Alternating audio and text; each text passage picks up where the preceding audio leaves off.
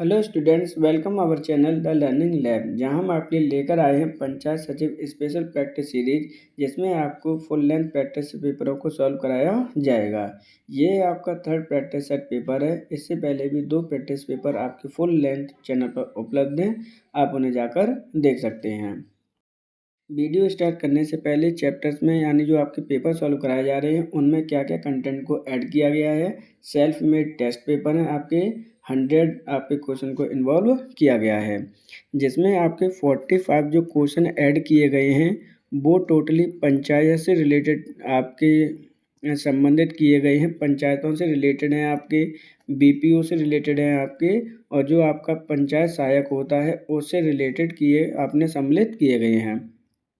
जबकि 20 क्वेश्चन आपके किससे संबंधित हैं, तो ये आपकी जो योजना है स्कीम्स हैं उनसे संबंधित हमने इसमें इन्वॉल्व किया है। 15 क्वेश्चंस आपके इंक्लूड किए गए हैं आपके इंफॉर्मेशन एंड कम्युनिकेशन टेक्नोलॉजी से, जबकि आपके 20 मार्क्स इंक्लूड किए गए हैं आपके उत्तर प्रदेश स्पेशल से। इस प्रकार आपका 100 मार्क्स का फुल लेंथ पेपर आपका सेट किया गया है, जो कि आपके प्रैक्टिस पेपर के लिए प्रैक्टिस के लिए ज़रूरी हो जाता है। आपके 100 क्वेश्चन है, जिसमें आपके जब आप 27 को आप एग्ज़ाम बैठेंगे तो उसी तरह से आपके पेपर को यहाँ पर हमने सेट किया है। इसके अंतर्गत आपकी 1/4 की नेगेटिव मार्किंग होगी, ध्यान रखना इस बात को, क्योंकि नेगेटिव मार्किंग ही ज़्यादा इम्पोर्टेंट है आपके लिए। 2 घंटे का समय दिया जाएगा पेपर में, तो समय की तो कोई पाबंदी नहीं है, क्योंकि आपके जीएस जैसा पेपर अगर आपको आता होगा तो आप 1 आवर में ईजिली कर पाएंगे।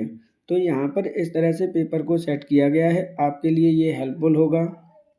अगर आपको कंटेंट पसंद आता है तो वीडियो को लाइक और चैनल को सब्सक्राइब जरूर करें, जिससे कि आने वाले प्रैक्टिस पेपर की भी आपको नोटिफिकेशन प्राप्त हो सके।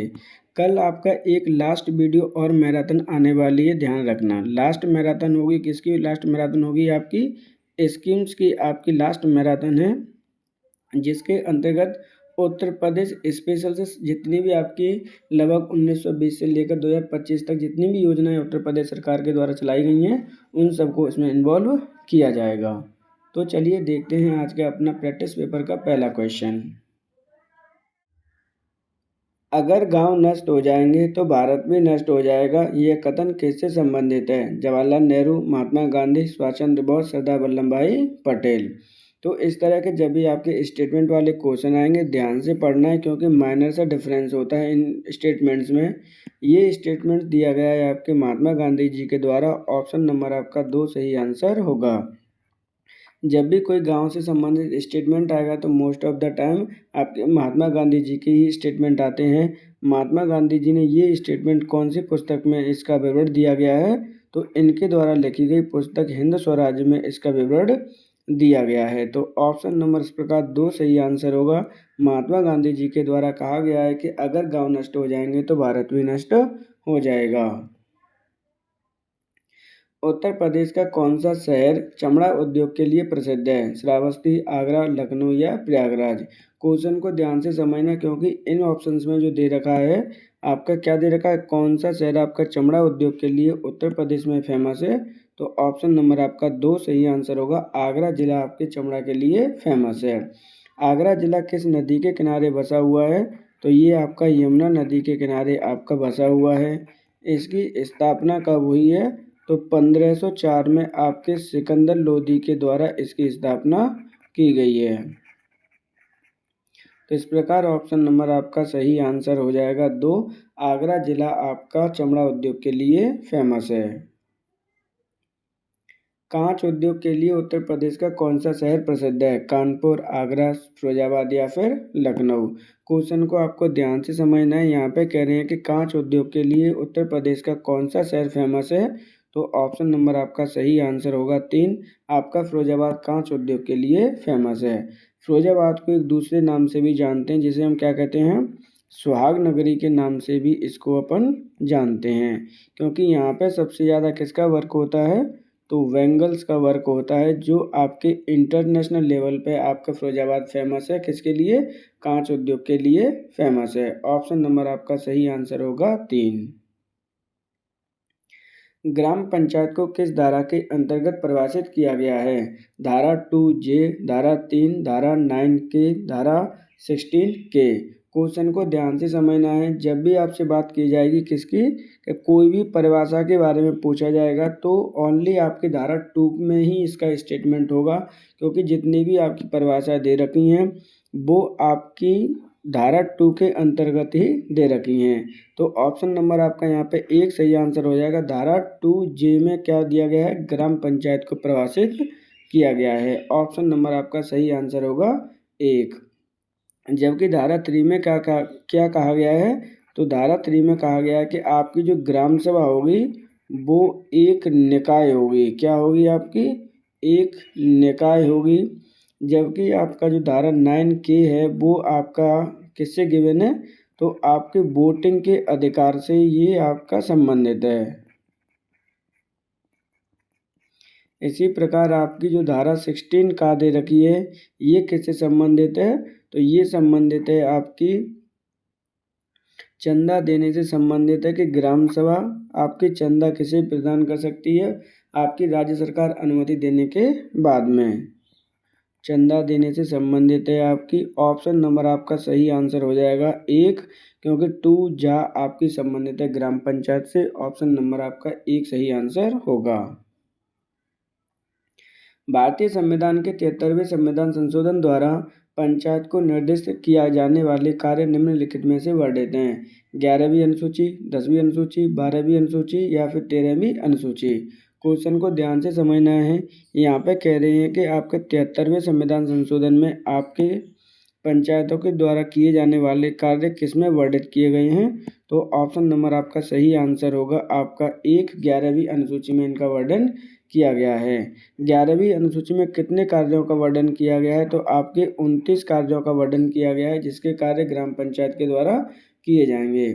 लेकिन ये जो 29 कार्य वो कौन कौन से होंगे, ये विवरण दिया गया है आपके 243 के जी में। यानी आपका ऑप्शन नंबर आपका 1 सही आंसर होगा। बात कर लेते हैं 73वें संविधान संशोधन की। तो ये आपका कब पारित किया गया था? तो 1992 में ये पारित किया गया था। जबकि लागू कब किया गया था? तो 24 अप्रैल 1993 को इसको पूरे भारत में इसे लागू कर दिया गया। ऑप्शन नंबर आपका सही आंसर होगा 1, 11वीं अनुसूची में आपके ग्राम पंचायत के द्वारा किए जाने वाले कार्यों का विवरण दिया गया है। वर्तमान में एक पंचायत भवन की लागत कितनी है? 15.40 लाख, 17.46 लाख, 16.50 लाख, 18.50 लाख। क्वेश्चन को आप ध्यान से समझिए। यहाँ पे कह रहे हैं कि एक पंचायत भवन को बनाने में कितनी लागत लगती है, इस तरह का क्वेश्चन आपसे पूछा गया है। तो ऑप्शन नंबर आपका सही आंसर होगा 2, 17.46 लाख रुपए में एक सचिवालय को, जो पंचायत सचिवालय होता है उसे हम पंचायत भवन कह रहे हैं, उसे बनाने में लागत लगती है। यानी इसका दूसरा नाम क्या हो जाएगा आपका? पंचायत सचिवालय या पंचायत भवन। कोई भी अगर आपका स्टेटमेंट आता है आप इजीली उसको आइडेंटिफाई कर पाएंगे। आपके जो 17.46 लाख रुपए लग रहे हैं पंचायत सचिवालय को बनाने के लिए,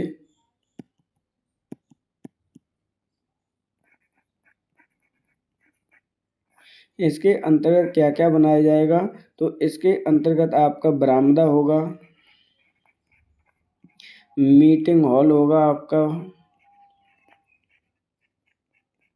यहाँ पर आपके 2 रूम्स होंगे जिनमें आपके जो ग्राम पंचायत सचिव होगा या फिर जो बीपीओ होगा उसके रहने के लिए व्यवस्था होगी। आपका सीएससी सेंटर खोलने के लिए यहाँ पर जगह प्रदान की जाएगी आपकी। तो इस तरह से यहाँ पे वॉशरूम वगैरह भी होंगे, मीटिंग हॉल होगा जिससे कि आपकी मीटिंग अरेंज की जा सके। इन सब को बनाने के लिए आपकी राज्य सरकार कितने रुपये प्रदान करती है? 17.46 लाख रुपए प्रदान करती है। किसको बनाने के लिए? पंचायत भवन को। लेकिन ये पंचायत भवन किसके द्वारा बनाए जाएंगे? तो इनको बनाने की जो जिम्मेदारी है वो ग्राम पंचायत की है। ये बात आप ध्यान रखना। ऑप्शन नंबर आपका सही आंसर होगा आपका 2। संयुक्त प्रांत उत्तर प्रदेश में पंचायत के लिए संयुक्त प्रांत राज्य अधिनियम कब पारित किया गया? 1959, 1994, 1947, 1961। क्वेश्चन को आप ध्यान से समझना, इम्पोर्टेंट क्वेश्चन है। यहाँ से आपके क्वेश्चन आने ही आने हैं, ध्यान रखना। यहाँ पे बताया गया है कि संयुक्त प्रांत जो आपका उत्तर प्रदेश है उसके लिए संयुक्त प्रांत राज्य अधिनियम कब पारित किया गया था पंचायत के लिए, तो ऑप्शन नंबर आपका 3 सही आंसर होगा 1947 में। अब 1947 में पारित अधिनियम जिसे हम संयुक्त प्रांत पंचायती राज अधिनियम 1947 भी कहते हैं, एक एक करके पॉइंट टू पॉइंट समझ लीजिए क्योंकि इसमें जो 4 डेट है मोस्ट इम्पोर्टेंट है। कौन सी डेट इम्पोर्टेंट है आपकी कि विधानसभा में आपका कब पारित किया गया था, विधान परिषद में कब पारित किया गया था आपका,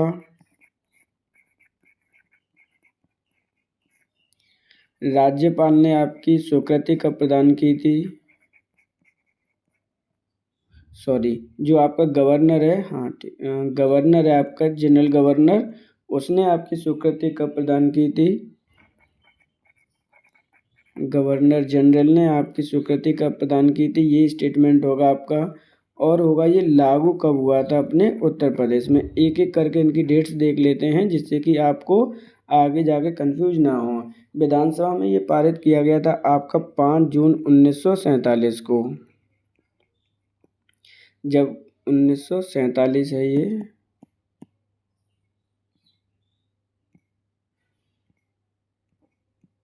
जबकि आपका विधान परिषद में कब पारित किया गया था, तो 16 सितंबर 1947 को आपका विधान परिषद में सम्मिलित किया गया था या पारित किया गया था। गवर्नर जनरल ने स्वीकृति प्रदान की थी आपकी 7 दिसंबर 1947 को। और पूरे पूरे उत्तर प्रदेश में कब लागू हो गया था ये, तो ये लागू हो गया था आपका 27 दिसंबर 1947 को। तो ये आप स्टेटमेंट लर्न कर लेना क्योंकि ये डेट्स आपकी इम्पोर्टेंट हैं, क्योंकि यहाँ से ही आपके क्वेश्चन आपसे पूछे जाने हैं। ऑप्शन नंबर आपका सही आंसर होगा 3, 1947 में ये पारित किया गया।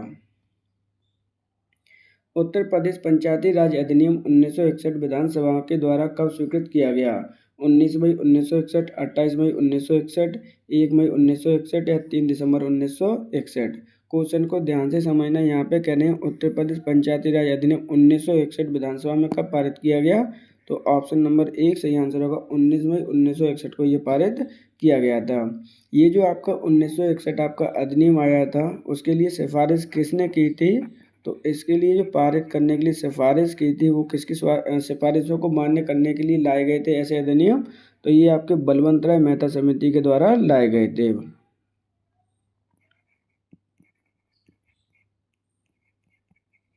मेहता कमेटी कब इसका गठन कब हुआ था, तो इसका गठन हुआ था आपके 1957 में। ऑप्शन नंबर आपका सही आंसर होगा 19 मई 1961 को आपके उत्तर प्रदेश पंचायती राज अधिनियम 1961 विधानसभा में पारित किया गया। पंचायत का चुनाव लड़ने के लिए न्यूनतम आयु कितनी होनी चाहिए, 18 वर्ष, 25 वर्ष, 21 वर्ष या फिर 30 वर्ष। क्वेश्चन को ध्यान से समझना।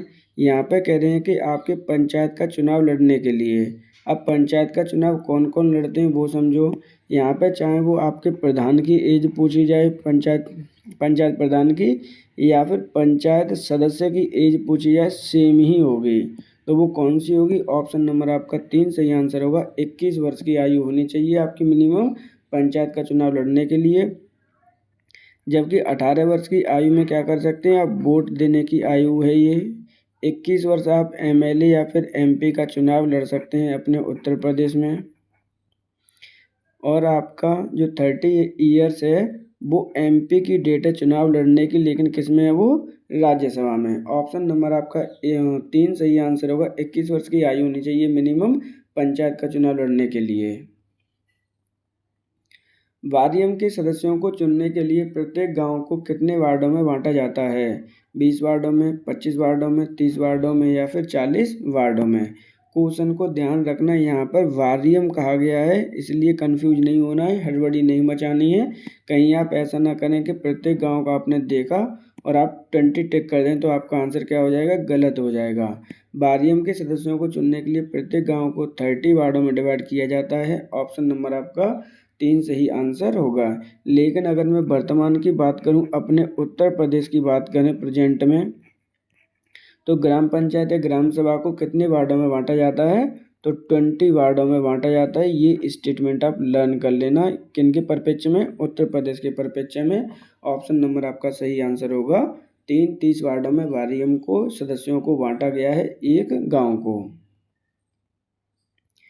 1982 में एक प्रस्ताव पारित किया गया जिसे स्थानीय स्वशासन का मैग्ना कार्टा कहा जाता है। यह प्रस्ताव किसके द्वारा लाया गया?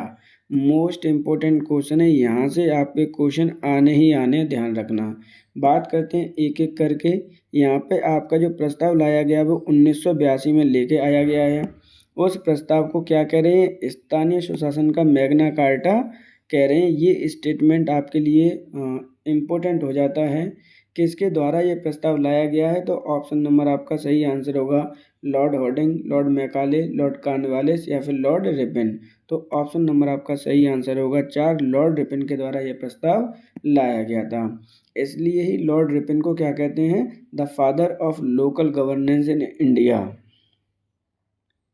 भारत में उसे आपका स्थानीय स्वशासन का पिता की संज्ञा दी जाती है।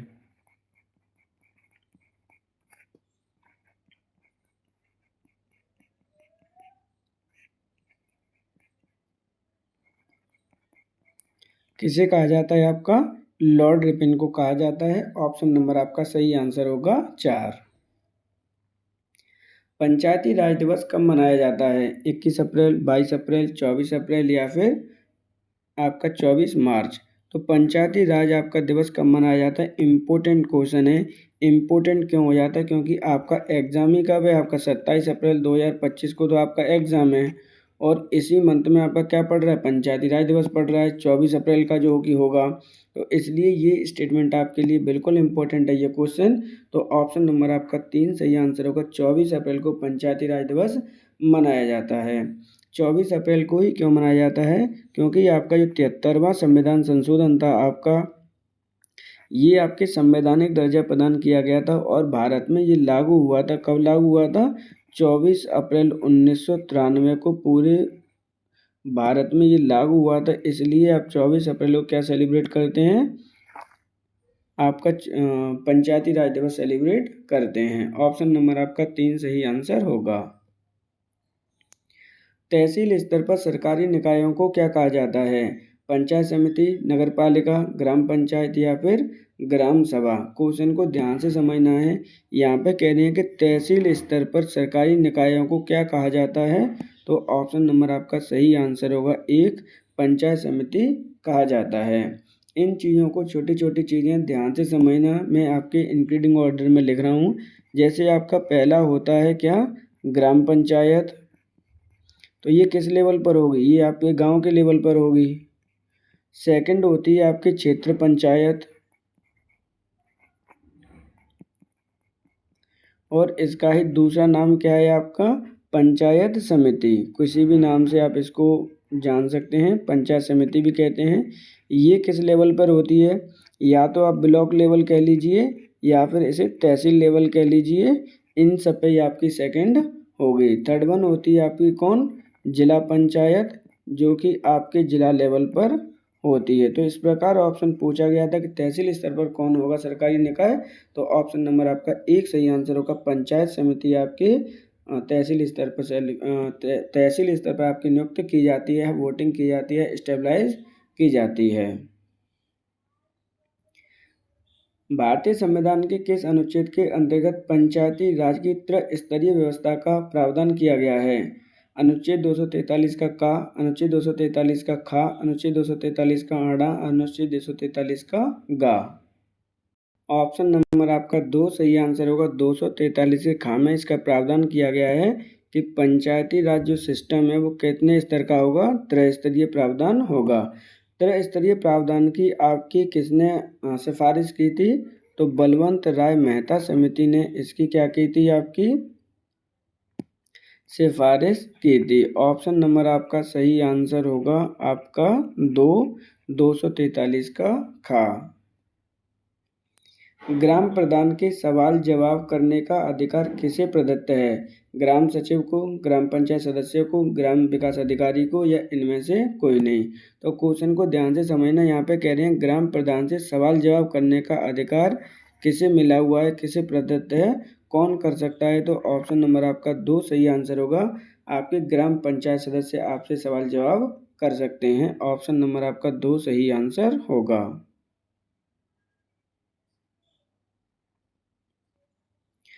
किसी ग्राम पंचायत में जिसकी जनसंख्या आपकी 1000 है, कितने सदस्य होंगे? 5, 6, 9 या फिर 10। इम्पोर्टेंट क्वेश्चन है, यहाँ से क्वेश्चन आपके आने ही आने हैं। हो सकता है नंबर ऑफ जनसंख्या आपकी चेंज हुई हो। यहाँ पे पूछा गया कि 1000 जनसंख्या पे कितने सदस्य होंगे, तो ऑप्शन नंबर आपका सही आंसर होगा आपका 3, 9 सदस्य होना अनिवार्य है। चलिए देखते हैं कुछ और इसके एडिशनल डिटेल। अगर मान के चलिए कि 1000 तक आपकी जो भी जनसंख्या है वहाँ पर 9 होते हैं, जबकि 1000 से अगर आपके 2000 के बीच में है तो कितने होंगे? तो आपके 11 होंगे। जबकि 2000 से लेकर 3000 के बीच में है तो कितने होंगे आपके? तो वहाँ पर 13 होंगे।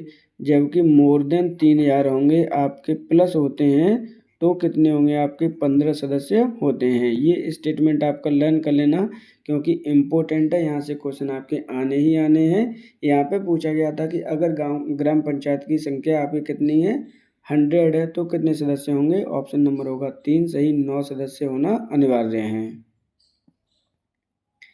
पंचायती राज व्यवस्था उत्तर प्रदेश में अंतर्गत सम्मिलित है। देखिए यहाँ पे क्वेश्चन पूछा गया है, पंचायती राज व्यवस्था में उत्तर प्रदेश के अंतर्गत इनमें से क्या सम्मिलित है, ये पूछा गया है। क्षेत्र पंचायत, ग्राम पंचायत, जिला पंचायत या फिर ये सभी। तो ऑप्शन नंबर आपका सही आंसर होगा आपका 4, ये सभी आपके उत्तर प्रदेश में सम्मिलित हैं। इनका इंक्रीजिंग ऑर्डर क्या होगा? तो ग्राम पंचायत, देन से क्षेत्र पंचायत, देन अभी क्या होगी?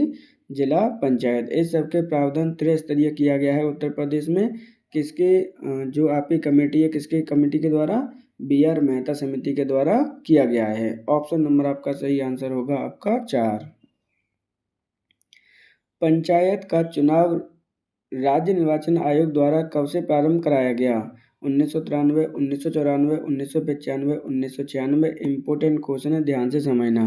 पहले तो बात कर लेते हैं कि पंचायत के चुनाव कौन कराता है? आपका राज्य निर्वाचन आयोग द्वारा कराया जाता है।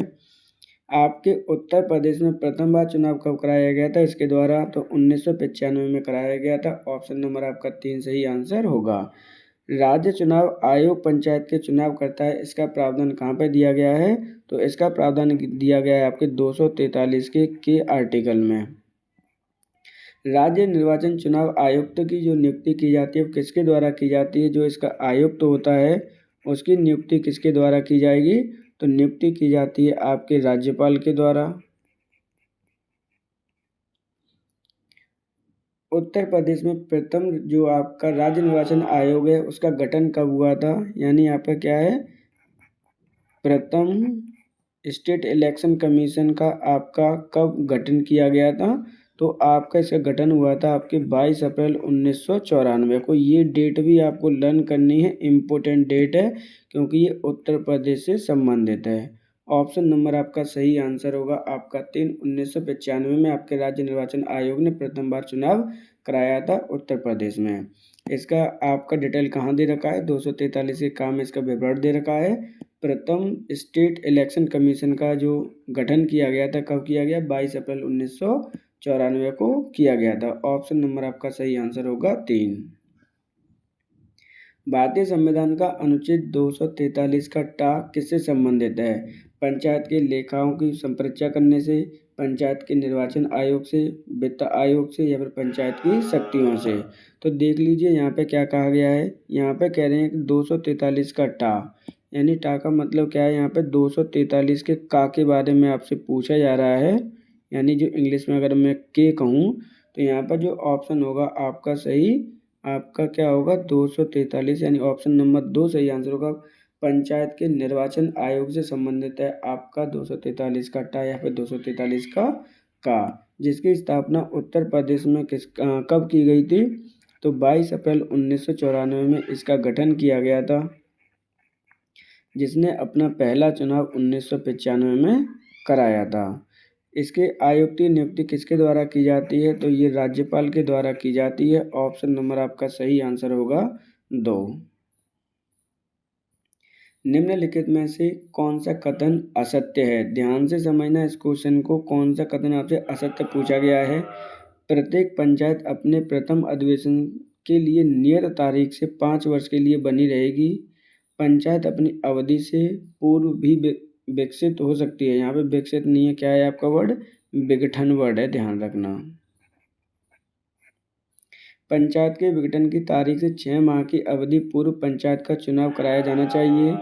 विघटित पंचायत की शेष अवधि 1 वर्ष से कम है तो कोई निर्वाचन कराना आवश्यक नहीं है। क्वेश्चन को अगर आप ध्यान से समझेंगे, एक एक इम्पोर्टेंट पॉइंट है। जो आपका कार्यकाल होता है 5 वर्ष का, कब से मेंशन किया जाता है, आपके प्रथम अधिवेशन से ही मेंशन किया जाता है। तो ऑप्शन नंबर आपका पहला सही है। पंचायत अपनी अवधि से पूर्व विघटित हो सकती है, बिल्कुल ठीक है। पंचायत के विघटन की तारीख से 6 माह की अवधि पूर्व आपके चुनाव करा लिए जाते हैं, बिल्कुल ठीक है। विघटित पंचायत की शेष अवधि में अगर 1 वर्ष से कम है तो कोई निर्वाचन कराने की आवश्यकता नहीं है। तो ये क्या है, आपका क्वेश्चन गलत होगा। ऑप्शन नंबर आपका 4 सही आंसर होगा। क्योंकि यहाँ पे अगर आपके 6 मंथ की डेट रिमेनिंग है, मतलब क्या है, जो शेष अवधि 6 मंथ से कम है तो इलेक्शन नहीं होगा। अगर 1 वर्ष है तो इलेक्शन आपका कंडक्ट करा लिया जाएगा। ऑप्शन नंबर आपका सही आंसर होगा 4, जो कि आपका कथन क्या है, रॉन्ग है। पंचायत के सभी स्थान पंचायत क्षेत्र में प्रादेशिक निर्वाचन क्षेत्र से प्रत्यक्ष निर्वाचन द्वारा चुने जाएंगे। चुने हुए व्यक्तियों से भरे जाएंगे। ये प्रावधान किस अनुच्छेद में दिया गया है। क्वेश्चन को ध्यान से फिर से पढ़ लीजिए।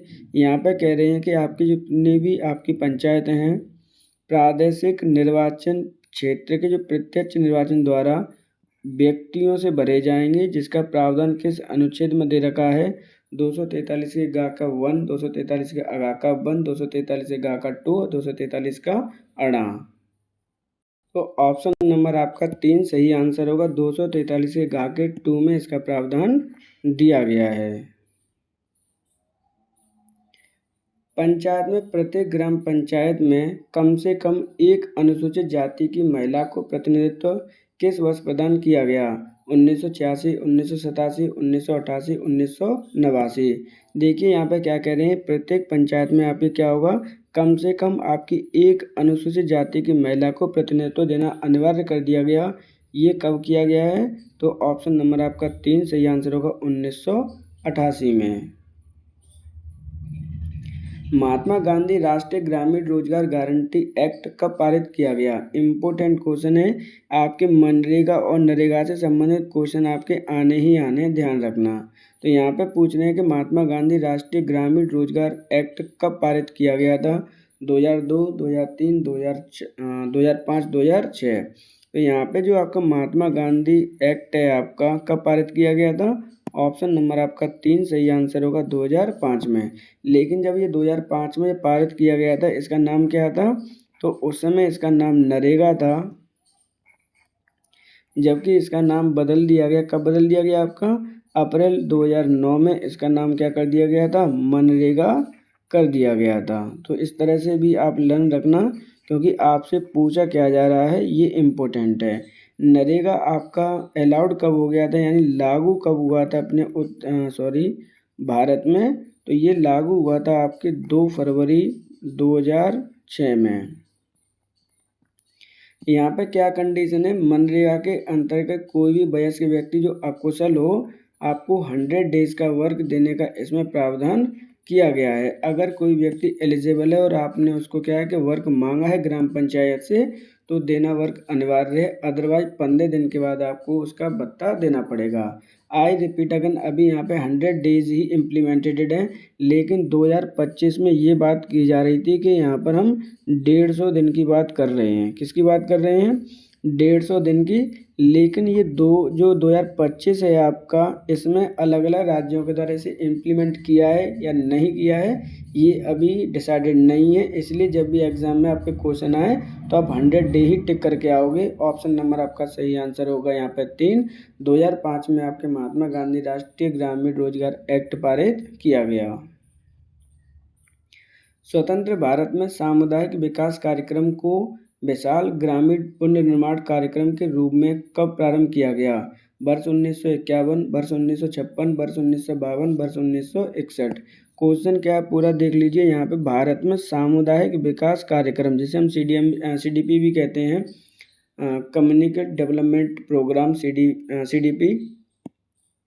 तो तो यहाँ पे ये कब प्रारंभ किया गया था, इम्पोर्टेंट ये है आपका। तो ऑप्शन नंबर आपका सही आंसर होगा 3, 1952 में इसको प्रारंभ किया गया था। एग्जैक्ट डेट जब आपकी आती है तो 2 अक्टूबर 1952 में इसको प्रारंभ किया गया था। ये आपका पहला ऐसा प्रोग्राम था जिसे भारत सरकार के द्वारा आपकी बड़े पैमाने लेवल पर इसको चलाया गया था। इसके अंतर्गत जब ये प्रारंभ किया था, कितने ब्लॉक्स में प्रारंभ किया गया था, तो ये मात्र आपके 55 ब्लॉक्स में इसको प्रारंभ किया गया था। ऑप्शन नंबर आपका सही आंसर होगा आपका 3। प्रथम वित्त आयोग का अध्यक्ष कौन था, केसी नियोगी, केसी पंत, के संतानम या फिर पीवी राज मन्नार। इंपोर्टेंट क्वेश्चन है, ध्यान से समझना। यहाँ पे कह रहे हैं कि प्रथम वित्त आयोग का अध्यक्ष कौन था, तो ऑप्शन नंबर आपका 1 सही आंसर होगा आपका। केसी नियोगी प्रथम वित्त आयोग के अध्यक्ष थे। जो अदर ऑप्शन आपके दे रखे हैं उन्हें भी देख लीजिए। जो आपके केसी पंत थे वो 10th वित्त आयोग के अध्यक्ष थे। के संतानम और पीवी राजमन्नार भी यहाँ पे कह रहे हैं अध्यक्ष रह चुके हैं।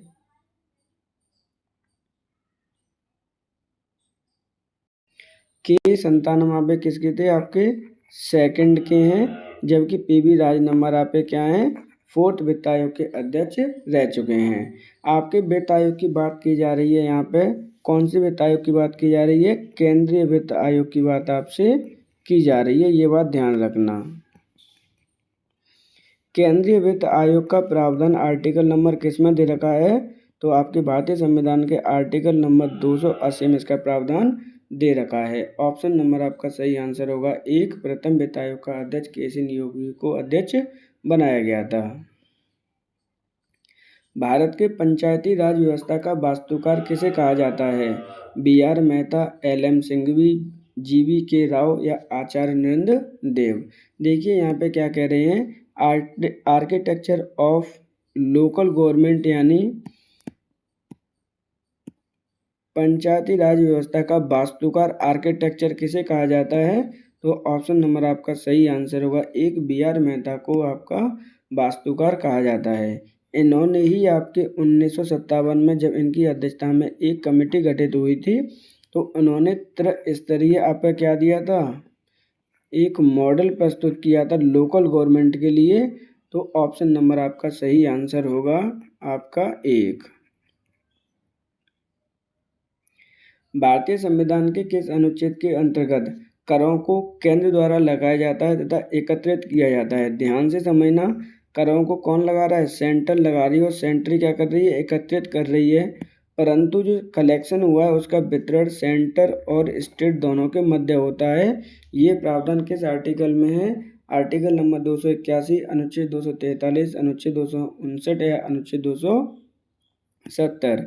तो ऑप्शन नंबर आपका सही आंसर होगा 4, अनुच्छेद 270 में इसका प्रावधान किया गया है।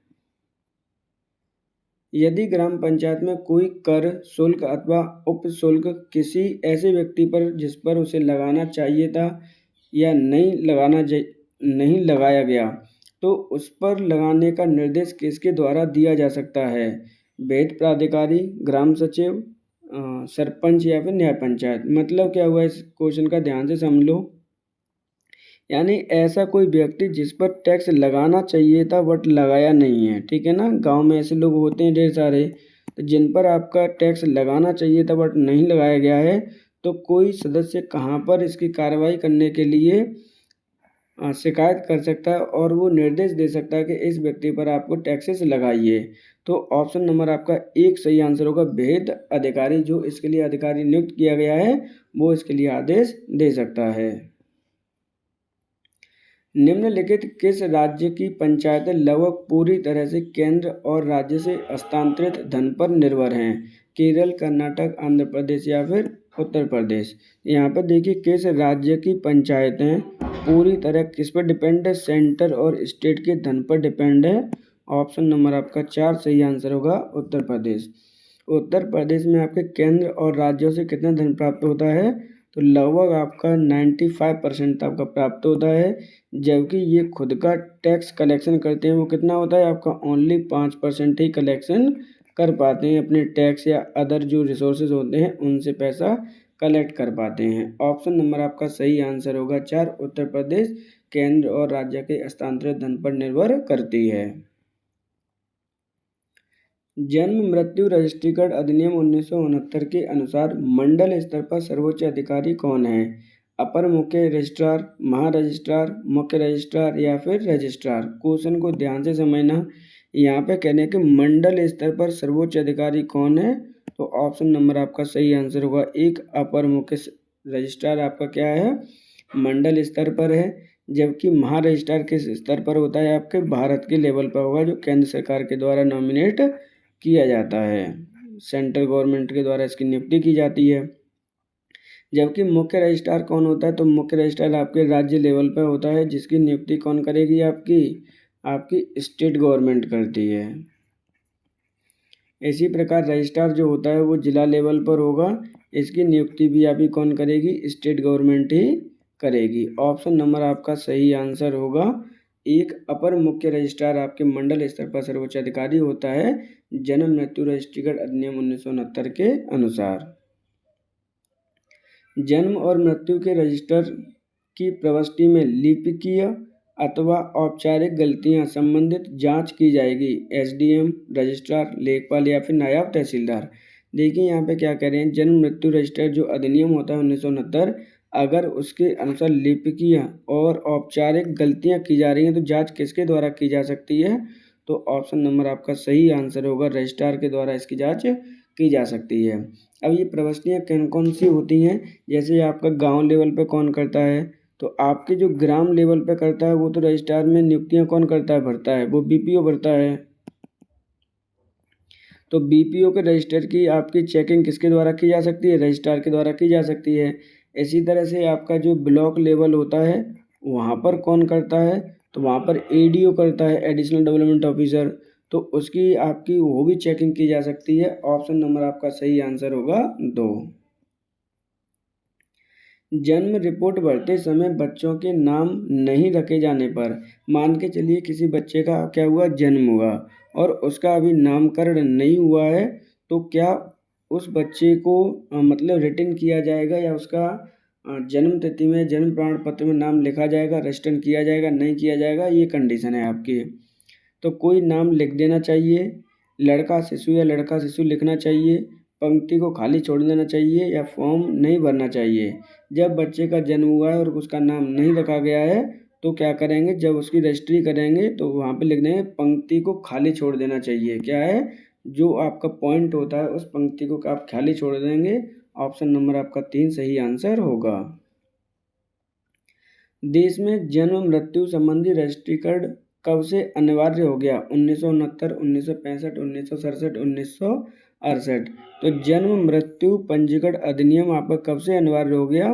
तो ऑप्शन नंबर सही आंसर होगा 1969।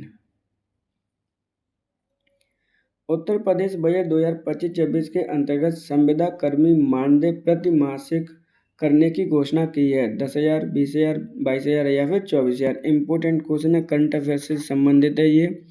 यहाँ पे क्या कह रहे हैं कि जो संविदा कर्मी वर्क करते हैं उनकी जो मानदेय राशि है यानी प्रति मास कितने की घोषणा की है योगी सरकार ने? तो ऑप्शन नंबर आपका सही आंसर होगा 2, 20,000 रुपये पर मंथ देने की घोषणा की है। अभी ये कितनी दी जाती है? तो ये दी जाती है 16,000 रुपये, लेकिन इसको बढ़ा के कर दिया गया कितना, 20,000 रुपये कर दिया गया है पर मंथ। और इसके साथ में जो संविदा कर्मी है उनको क्या सहूलियत दी गई है? तो उनका जो 5 लाख रुपए तक का इंश्योरेंस किया जाएगा, बीमा किया जाएगा, जिसके तहत वो क्या करा सकते हैं, अपना हेल्थ का जो हेल्थ इशू से संबंधित हैं, कोई भी जो हेल्थ प्रॉब्लम हुई है वो अपना इलाज करा सकते हैं free of cost. Option number आपका सही आंसर होगा आपका 2। अब आपको कितने रुपए प्रदान किए जाएंगे? 20,000 रुपये पर मंथ प्रदान किए जाएंगे। ज्ञान दूत परियोजना कब प्रारंभ की गई थी? 2000, 1998, 2001, 2002। तो ध्यान से समझना, यहाँ पे बोला जा रहा है ज्ञान दूत परियोजना के बारे में पूछा गया है, कब प्रारंभ की गई है? ऑप्शन नंबर आपका 1 सही आंसर होगा। इसका प्रारंभ 2000 में किया गया है। ये किस स्टेट की आपकी जो योजना है? तो मध्य प्रदेश की योजना है, ये आप ध्यान रखना। ऑप्शन नंबर आपका सही आंसर होगा 1। उमंग एप्लीकेशन का पहल किस पहल का हिस्सा है? इस क्वेश्चन को इस तरह से कर लो, किस पहल का एक हिस्सा है कौन? Umang application. Swachh Bharat Abhiyan, mid day meal, digital India या फिर अटल उन्नत मिशन। तो यहाँ पे ऑप्शन नंबर आपका 3 सही आंसर होगा। उमंग एप्लीकेशन किस पहल का हिस्सा है? डिजिटल इंडिया पहल का हिस्सा है। उमंग एप्लीकेशन उत्तर प्रदेश सरकार के द्वारा कितनी भाषा में लॉन्च किया गया है? तो 13 लैंग्वेज में लॉन्च किया गया। इस बात को आप ध्यान रखना, यहीं से यहाँ पे क्वेश्चन आपसे पूछे जाएंगे। ऑप्शन नंबर आपका सही आंसर होगा 3। प्रधानमंत्री रोजगार सृजन कार्यक्रम कब से प्रारंभ हुआ है? जून 2008, जुलाई 2008, अगस्त 2008 या सितंबर 2008। तो यहाँ पर आपका जो प्रधानमंत्री रोजगार सृजन कार्यक्रम है वो कब से प्रारंभ हुआ है? तो ऑप्शन नंबर सही आंसर होगा 3 अगस्त 2008 को ये प्रारंभ किया गया है। अब इसके अंतर्गत क्या किया गया वो इसके स्टेटमेंट समझ लीजिए, एक एक पॉइंट इम्पोर्टेंट है क्योंकि यहाँ से क्वेश्चन आपके आने ही आने हैं। इसका प्रारंभ किया गया था अगस्त 2008 में, लेकिन कैबिनेट मंत्रालय ने क्या किया है, इसकी स्वीकृति प्रदान कर दी गई है। कब स्वीकृति प्रदान की गई है आपकी? तो 30 मार्च 2022 को इसको एक्सटेंड करने की स्वीकृति दे दी है। कब तक एक्सटेंड करने की स्वीकृति दे दी है? तो 2025-26 तक इसको एक्सटेंड करने की स्वीकृति दे दी है। इस बात को आपको इम्पोर्टेंट है क्योंकि ये स्टेटमेंट क्वेश्चन में आपसे पूछा जा सकता है।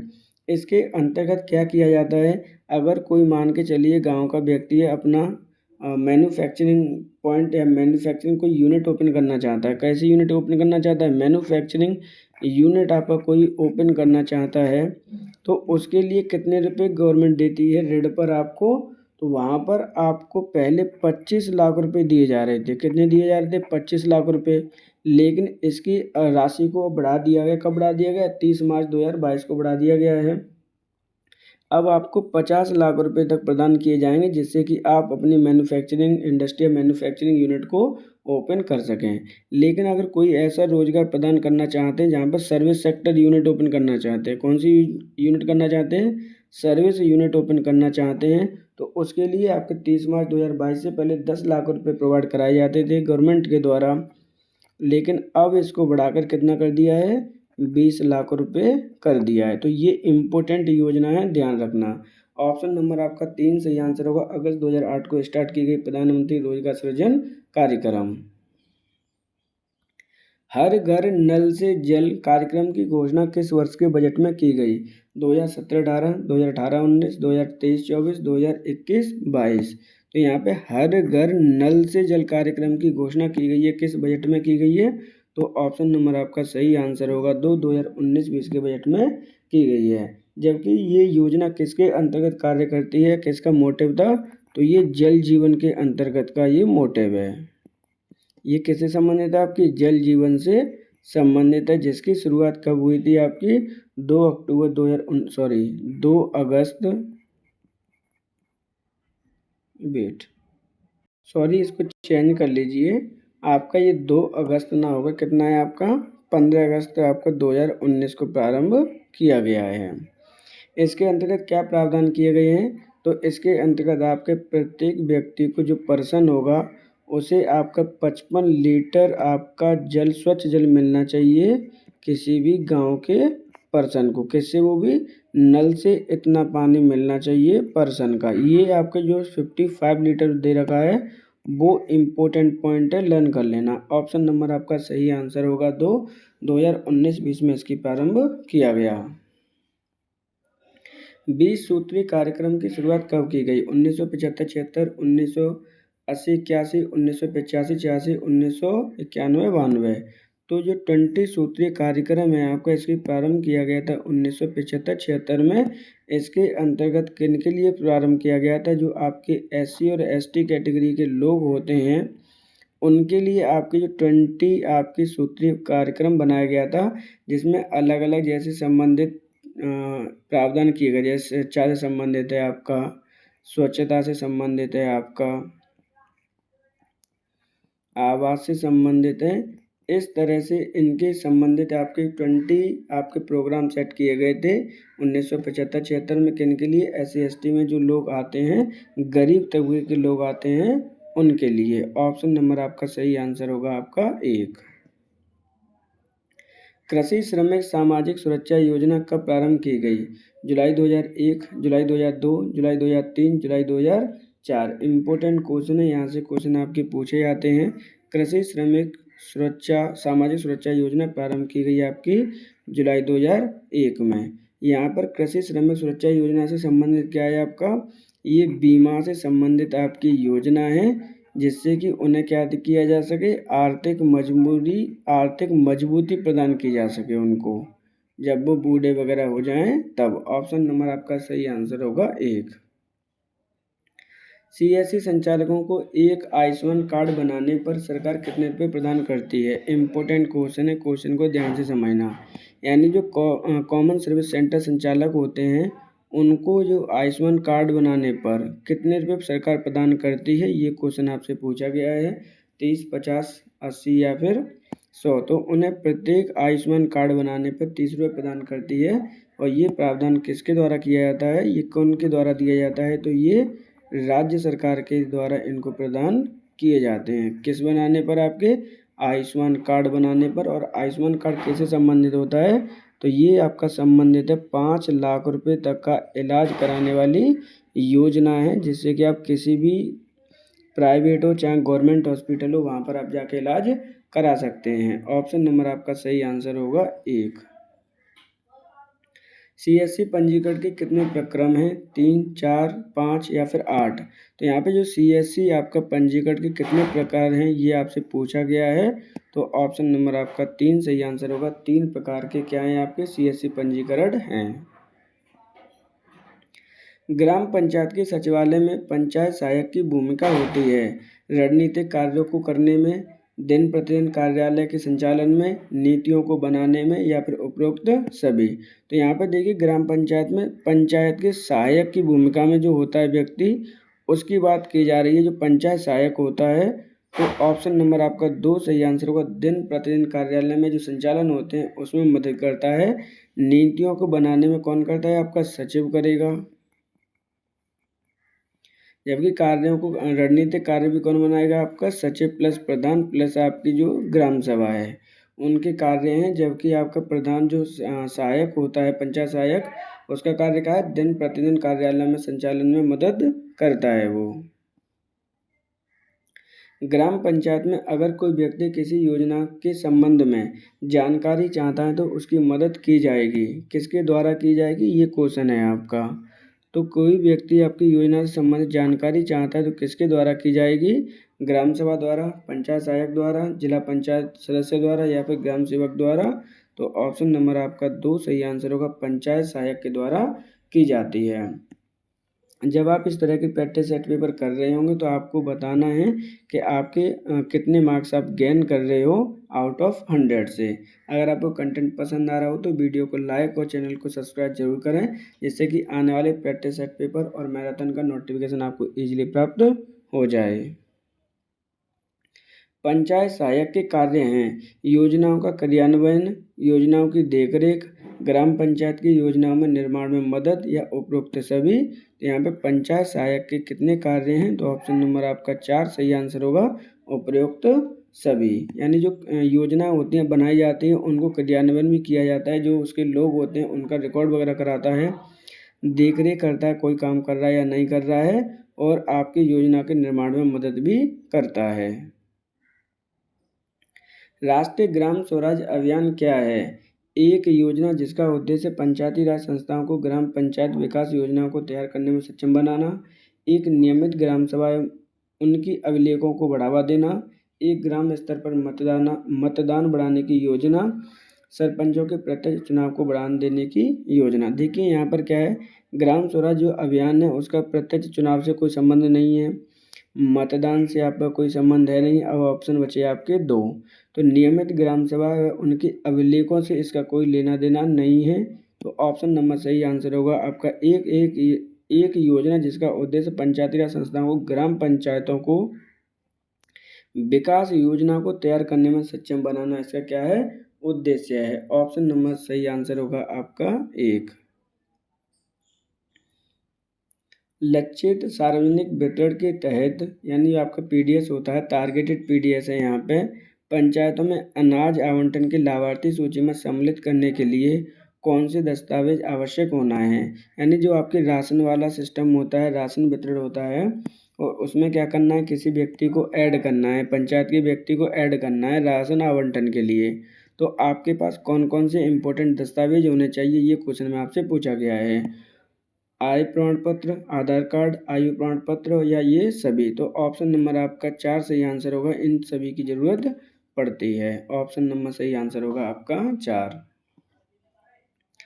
किसी समुदाय की मांग पर अगर 7 दिनों के अंदर ग्राम सभा नहीं बुलाई जाती तो वह किसके पास शिकायत कर सकता है, जिला परिषद, पंचायत सचिव, ग्राम पंचायत अधिकारी, या इनमें से कोई नहीं। तो देखिए यहाँ पे किसी सदस्य के द्वारा आपकी मांग करने पर 7 दिनों के अंदर ग्राम सभा की बैठक आपकी नहीं बुलाई गई है तो वो किसके पास शिकायत कर सकता है, इसकी आपको क्वेश्चन पूछा गया है। तो ऑप्शन नंबर आपका 1 सही आंसर होगा, जिला परिषद के पास आपकी शिकायत कर सकता है।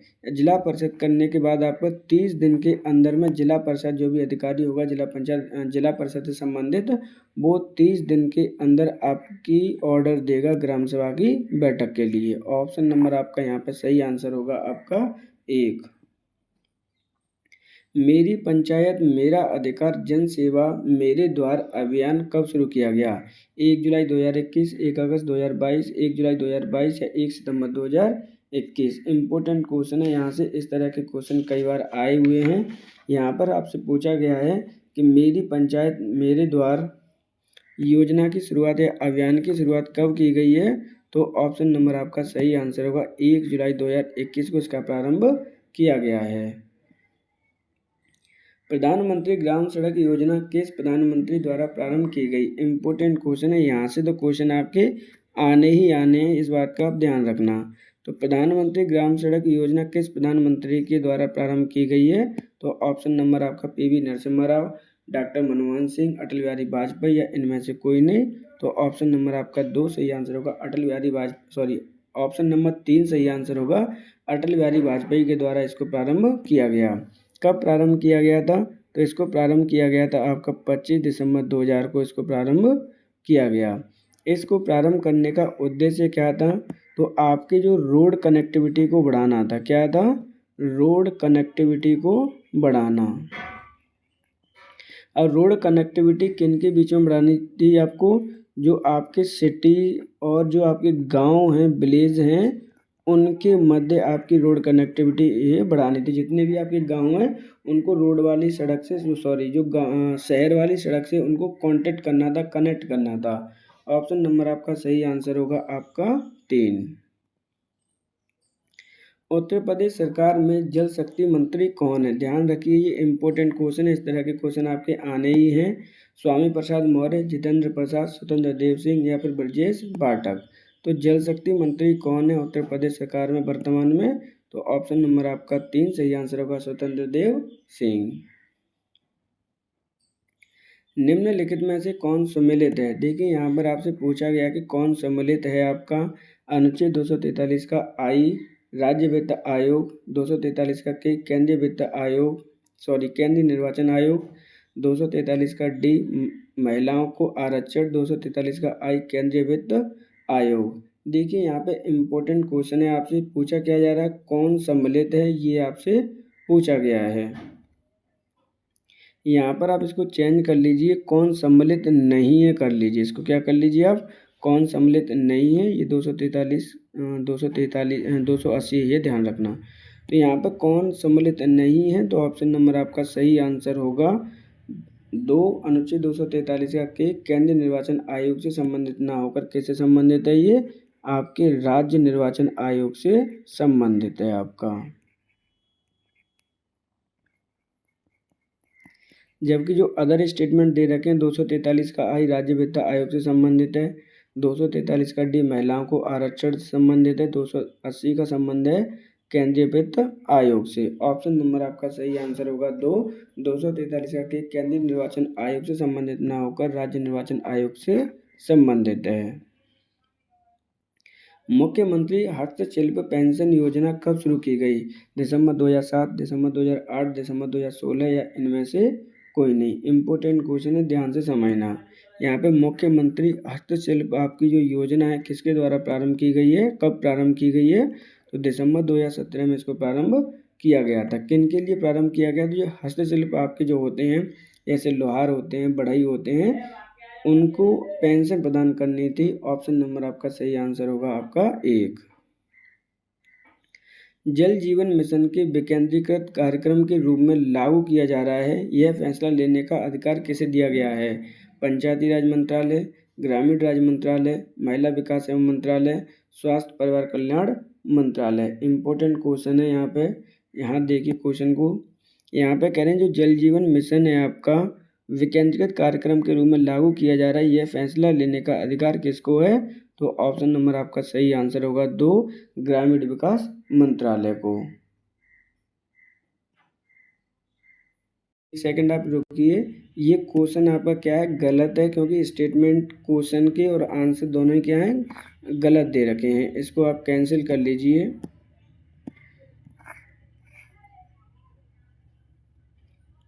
संपूर्ण ग्रामीण रोजगार योजना किस वर्ष शुरू की गई?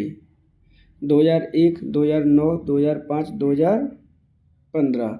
तो आपकी जो संपूर्ण ग्रामीण रोजगार योजना है वो किस वर्ष प्रारंभ की गई है? तो ऑप्शन नंबर आपका सही आंसर होगा आपका 1, 2001 में इसको प्रारंभ किया गया, जिसका उद्देश्य क्या था?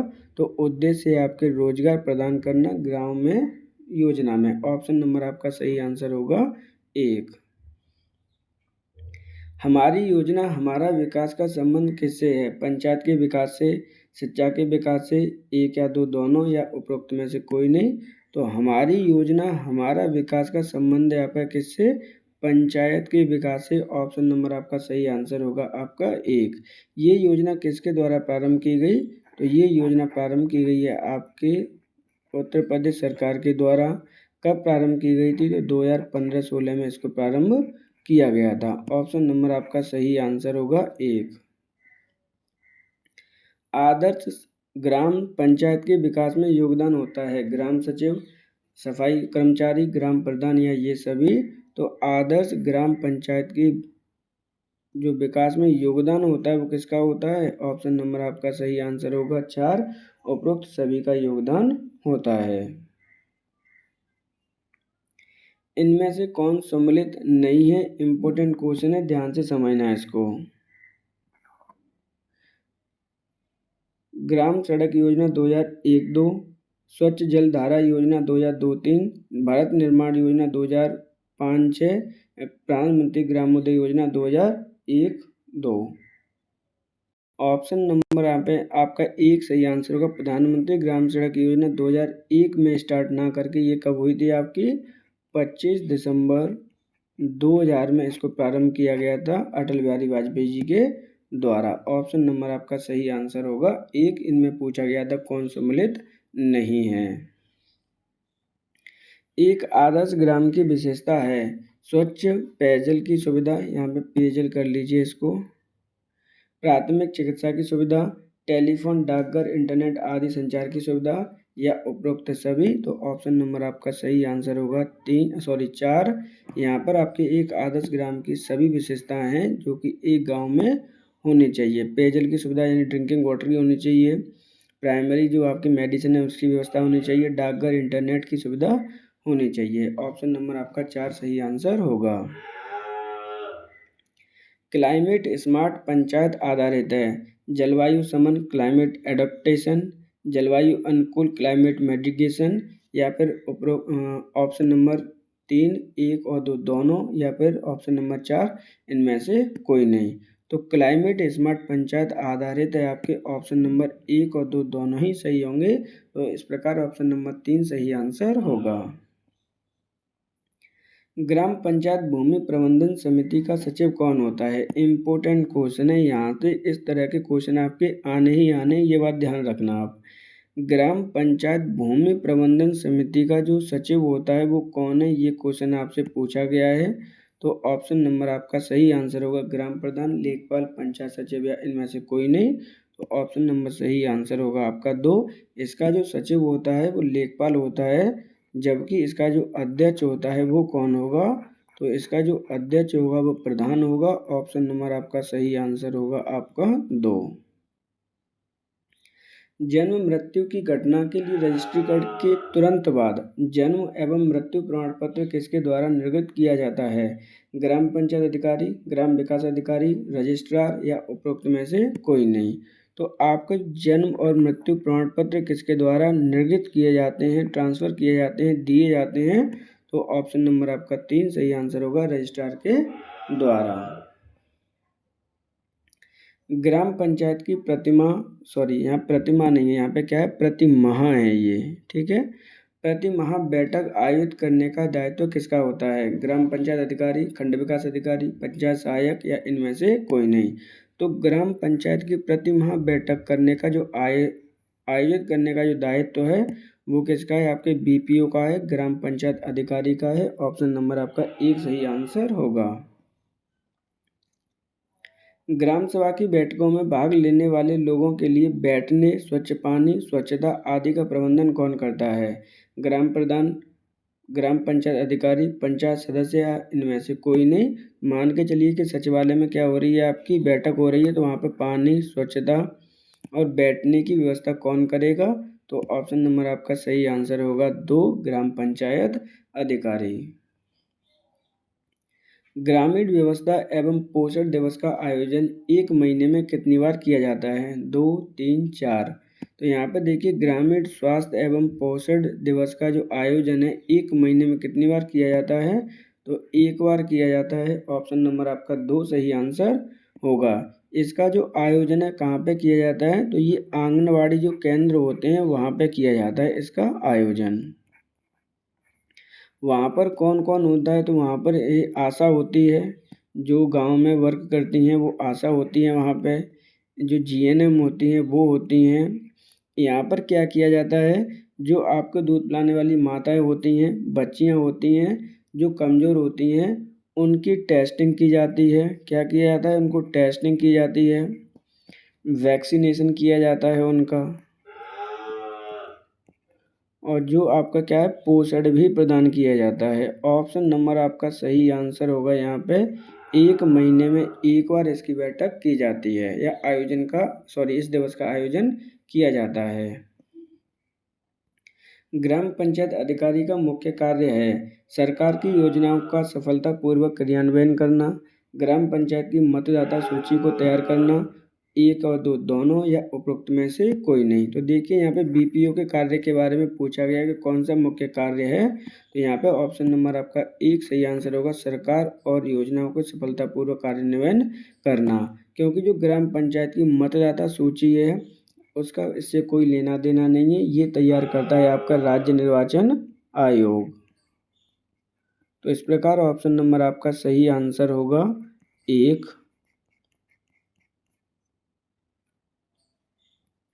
वह हार्डवेयर डिवाइस कौन सी है जिसे कंप्यूटर का ब्रेन कहा जाता है? इम्पोर्टेंट क्वेश्चन है, यहाँ से क्वेश्चन आपके आने ही आने हैं, क्योंकि जो कंप्यूटर का ब्रेन है उसे किस डिवाइस को कहा जाता है, और ये क्या होता है, आपका एक हार्डवेयर डिवाइस है। रैम, सीपीयू, डाटा इनपुट या फिर मदरबोर्ड? तो ऑप्शन नंबर आपका सही आंसर होगा 2। सीपीयू को हम क्या कहते हैं? कंप्यूटर का ब्रेन कहते हैं। अब सीपीयू की फुल फॉर्म क्या होती है वो देख लीजिए। सीपीयू की फुल फॉर्म होती है आपकी सेंट्रल प्रोसेसिंग यूनिट। अब ये जो सीपीयू है वो कितने चीज़ों से मिलके बना होता है? इम्पोर्टेंट है, मान के चलिए ये आपका सीपीयू है। तो सीपीयू में 3 चीज़ें होती हैं। एक तो होती है आपकी मेमोरी यूनिट, दूसरा होता है आपका सीयू यानी कंट्रोल यूनिट, और तीसरा होता है आपका ALU, arithmetic logic unit. Option number आपका सही आंसर होगा आपका 2। वह कंप्यूटर जो किसी नेटवर्क पर अन्य कंप्यूटरों को संसाधन प्रदान करता है उसे निम्न में से किस नाम से जाना जाता है? Network, super computer, server, micro computer? यहाँ पर ध्यान से देखिए, वह कंप्यूटर जो किसी अपने नेटवर्क से किसी अन्य कंप्यूटरों को क्या करता है? संसाधन प्रदान करता है या जोड़ता है, तो वह किस नाम से जाना जाता है? तो ऑप्शन नंबर आपका 3 सही आंसर होगा, उसे हम सर्वर कहते हैं। क्लाउड प्रबंधन सॉफ्टवेयर को समर्थन की आवश्यकता होती है। भौतिक मशीन, वर्चुअल मशीन, भौतिक और आभासी मशीन, ना तो भौतिक और ना ही आभासीय। तो क्लाउड प्रबंधन सॉफ्टवेयर को समर्थन की आवश्यकता होती है। ऑप्शन नंबर आपका सही आंसर होगा 3, भौतिक मशीन और वर्चुअल मशीन। भारतीय सुपर कंप्यूटर का जनक किसे कहा जाता है? इम्पोर्टेंट क्वेश्चन है आपके, इंफॉर्मेशन टेक्नोलॉजी से रिलेटेड है आपका। भारतीय सुपर कंप्यूटर का जनक या father of Indian super computer किसे कहा जाता है? रघुनाथ मंडसेलकर, विजय भटकर, जयंत नलिकर या नंदन नीलेकणी। तो ऑप्शन नंबर आपका 2 सही आंसर होगा। विजय भटकर को भारतीय सुपर कंप्यूटर का जनक कहा जाता है। साटा का फुल फॉर्म क्या होता है? Serial advance technology attachment, serial advance technology architecture, serial advance technology adapter या सीरियल एडवांस टेक्नोलॉजी एरे। ध्यान रखिए, इस बार जो क्वेश्चंस आपके आने हैं पूर्ण रूप से कई क्वेश्चन आपके इंफॉर्मेशन टेक्नोलॉजी से पूछे जाएंगे। यहाँ पे ऑप्शन नंबर 1 सही आंसर होगा, सीरियल एडवांस टेक्नोलॉजी अटैचमेंट। निम्नलिखित कौन सा वस्तुनिष्ठ प्रकार की परीक्षा में उत्तर पत्रक को बचाने के लिए प्रयुक्त किया जाता है? इम्पोर्टेंट क्वेश्चन है और इसी पर आप एग्जाम देते हैं। जितने भी बच्चे कॉम्पिटिटिव एग्जाम दे रहे हैं वो OMR सीट पे ही आप क्या देने वाले हो? एग्जाम देने वाले हो। वही क्वेश्चन आपसे पूछा गया है। MICR, OMR, OCR या MCR। तो ऑप्शन नंबर आपका सही आंसर होगा 2, आपका OMR जो सीट होती है वो वस्तुनिष्ठ परीक्षा के लिए प्रयोग की जाती है, जो कि आप 27 अप्रैल 2025 को देने वाले हैं। ऑप्शन नंबर आपका सही आंसर होगा आपका 2। CAS का पूर्ण रूप क्या है? Conditional audio system, conditional access system, complete audio system, complete access system. तो देखिए यहाँ पे क्या कह रहे हैं, यहाँ पे बोला गया है कि आपका CAS की फुल फॉर्म क्या है? तो ऑप्शन नंबर आपका 2 सही आंसर होगा, conditional access system. Option number आपका 2 सही आंसर होगा। FTP का पूर्ण रूप क्या है? File transfer protocol, file transfer program, fast transfer protocol या फास्ट ट्रांसफर प्रोटोकॉल। तो यहाँ पे देखिए FTP का फुल फॉर्म पूछा गया है आपसे, तो इसकी फुल फॉर्म होगी आपकी file transfer protocol. Option number आपका 1 सही आंसर होगा। MS वर्ड 2007 में टेबल की वर्ड रोज एंड कॉलम्स को ड्रॉ करके टेबल बनाने के लिए निम्नलिखित में से किस फीचर का उपयोग किया जाता है? शॉर्ट फॉर्म में समझ लीजिए, यहाँ पे डायरेक्टली बोल रहे हैं कि MS वर्ड 2007 में टेबल बनाने के लिए निम्नलिखित में से कौन से ऑप्शन या कौन से फीचर का प्रयोग किया जाता है, ये आपसे पूछा गया है। Insert table, draw table, quick table या फिर एक्सेस स्प्रेडशीट। तो ऑप्शन नंबर आपका 2 सही आंसर होगा। ड्रॉ टेबल ऑप्शन का हम प्रयोग करते हैं, जिसमें आपकी क्या रो और कॉलम का प्रयोग किया जाता है आपके किसके लिए? टेबल बनाने के लिए। ऑप्शन नंबर आपका सही आंसर होगा 2। निम्नलिखित में से कौन सा जोड़ा सही से सम्मिलित नहीं है? ध्यान रखें, यहाँ पे क्या पूछा गया है? सम्मिलित नहीं है। Alt+E वर्तमान प्रोग्राम से विकल्प संपादन, Alt+Shift+D वर्तमान तिथि डालना, Ctrl+K चयनित पाठ्य को काटना, Ctrl+H सभी पाठ्यों का चयन करना। देखिए इंग्लिश में समझ लीजिए, यहाँ पर आपका क्या कह रहा है कि जो भी प्रोग्राम दे रखा है उसको एग्जिस्ट करना है। यहाँ पर आपकी जो प्रेजेंट डेट है उसके लिए ये दिया गया है, जबकि यहाँ पर आपको कट करने के लिए पूछा गया है। और यहाँ पे क्या है आपका सिलेक्ट ऑल है। क्या है ये? सिलेक्ट ऑल आपको दे रखा है। तो ऑप्शन नंबर आपका 3 सही आंसर होगा, क्योंकि Ctrl+K आपकी चयनित पार्ट को काटना नहीं होता, जबकि उसकी शॉर्टकट की क्या होती है?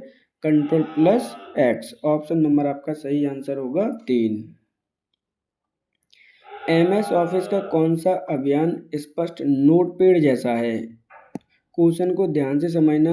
MS PowerPoint, MS Word, MS Excel, MS Access. तो यहाँ पे देखिए MS ऑफिस में ऐसा कौन सा स्पष्ट है जो नोटपैड जैसा वर्क करता है? यानी जो नोटपैड होता है उस पर अपन क्या करते हैं? उस पर हम टेक्स्ट राइटिंग करते हैं। क्या करते हैं? टेक्स्ट राइटिंग करते हैं। तो टेक्स्ट से संबंधित क्या है इसमें? तो ऑप्शन नंबर आपका 2 सही आंसर होगा। MS वर्ड में भी टेक्स्ट राइटिंग की जाती है। एक एक्सेल स्प्रेडशीट मदद करता है। देखिए यहाँ पर डायरेक्टली आपसे क्वेश्चन कहा गया है कि जो एक्सेल स्प्रेडशीट होती है वो मदद करती है आपकी डाटा सॉर्ट करने में, डाटा आसानी से व्यवस्थित करने में, संख्यात्मक डाटा को गणना करने में, या उपरोक्त सभी। तो ऑप्शन नंबर आपका 4 सही आंसर होगा, उपरोक्त सभी। क्योंकि डाटा को ईजिली आप आइडेंटिफाई या क्रमवाइज लगा लेते हैं, सॉर्ट आउट कर लेते हैं और उनकी गणना भी इजीली कर लेते हैं। किसमें? एमएक्स एक्सेल एप्लीकेशन में। ऑप्शन नंबर आपका 4 सही आंसर होगा, उपरोक्त सभी। निम्नलिखित में से कौन ऑनलाइन पेमेंट गेटवे का उदाहरण नहीं है? आई रिपीट अगेन, यहाँ पे पूछा गया कि ऑनलाइन जो गेटवे है उसका उदाहरण नहीं है। पेपल, सीसी एवेन्यू, इनसाइट या फिर साइट्रस। तो ऑप्शन नंबर आपका 3 सही आंसर होगा, इनसाइट आपका ऑनलाइन पेमेंट गेटवे का उदाहरण नहीं है। ट्रांजिस्टर की खोज किस पीढ़ी में हुई थी? प्रथम, द्वितीय, तृतीय या फिर पंचम?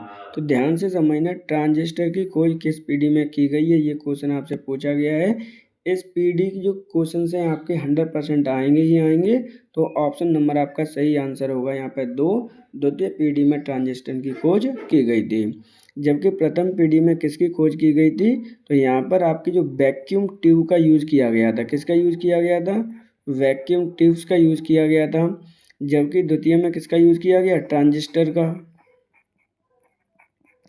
और जबकि तीसरे में किसका किया गया था?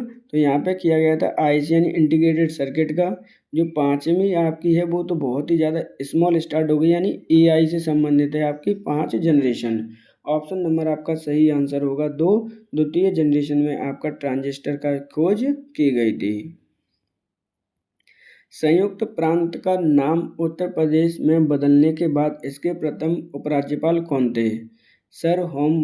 Sir Hormasji Firoz Shah Modi, K Kanhaiyalal Maneklal Munshi, Shri Varagiri Vaikunth Giri, doctor B Ramakrishna Rao.